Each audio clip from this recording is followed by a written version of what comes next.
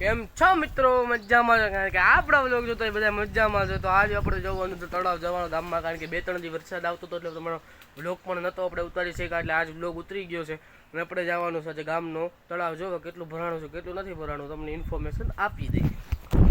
મિત્રો આપણે આવી ગયા છીએ નાના તળાવમાં, કારણ કે મારો અવાજ આવતો હોય છે નહીં આવતો મને નથી ખબર, કારણ કે પવન બહુ આવે છે. નાનું તળાવ જો અમારા ગામનું, ખાલી પીપરિયાનું નાનું તળાવ છે હો.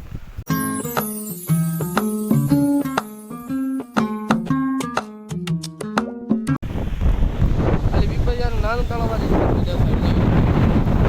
મોટું તળાવ હજી આપણે મોટા તળાવ જવાનું છે. જોવો તમે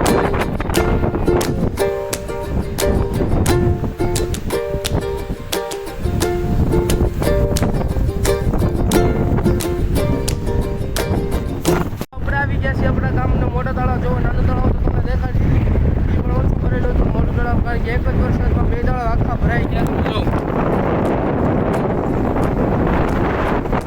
જો મોજા મારે છો પાણી જોઈ લ્યો, મોજા મારે કાંઈ પણ તમને ફિક્સ નથી કરવાનું, બધું તમને વિડીયોમાં દેખાડવાનું છે. જોઈ લ્યો ખાલી પણ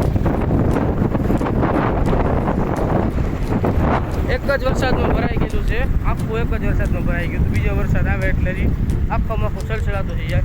હજી અમુક વિસ્તારોનો ભરાવાનો બાકી છે એટલે આખો ભરાઈ જાય. અને આજનો બ્લોગ આપણો અહીંયા જ પૂરો થઈ જાય છે.